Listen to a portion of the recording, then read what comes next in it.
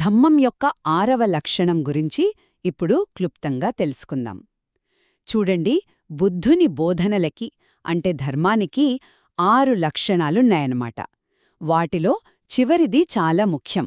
ఎందుకంటే దాన్ని పుస్తకాల్లో చదివి తెలుసుకోలేం. స్వయంగా అనుభవిస్తేనే అది అర్థమవుతుంది. మొదటిది, అసలు ఈ అనుభవం ఏంటో తెలియాలంటే మనకు జ్ఞానమెలా వస్తుందో చూడాలి. ముఖ్యంగా 3 రకాలుంటాయి. ఒకటి పుస్తక జ్ఞానం, రెండోది విశ్లేషణతో వచ్చే పాండిత్యం, కాని మూడోది అన్నిటికన్నా ముఖ్యమైనది. పశ్చత్తం వేదితబ్బో విన్యోహి అంటారు. అంటే ధ్యానంలాంటి సాధనల ద్వారా మనకు కలిగే ప్రత్యక్ష అనుభవం. రెండవది, ఇంతకీ ఈ ప్రత్యక్ష అనుభవమంటే ఏంటి? ఇదేదో పెద్ద అద్భుతం కాదండి. కేవలం ఈ క్షణంలో, వర్తమానంలో ఉండటమే. అంటే మీ శ్వాసను, మీ శరీరంలోని అనుభూతులను, మంచి చెడు అని ఏ జడ్జ్మెంట్ లేకుండా గమనించడం.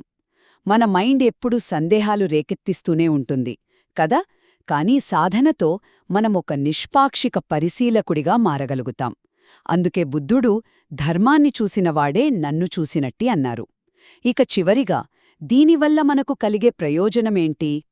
ఈ అనుభవం డబ్బుగాని హోదాగాని ఇవ్వలేని ఒక స్థిరమైన విశ్వాసాన్ని, సంతృప్తినిస్తుంది. ఇది మనల్ని నిరంతరం శుద్ధి చేసే ఒక శక్తివంతమైన ప్రక్రియ. బయట ఆనందాన్ని వెతకడం కాదు, మన లోపలే శాంతిని కనుక్కోవడం దీని అసలు లక్ష్యం. ఒక్క మాటలో చెప్పాలంటే, బుద్ధుని బోధనల అసలైన సారం పుస్తకాల్లో కాదు, మన సొంత ప్రత్యక్ష అనుభవంలోనే ఉంది.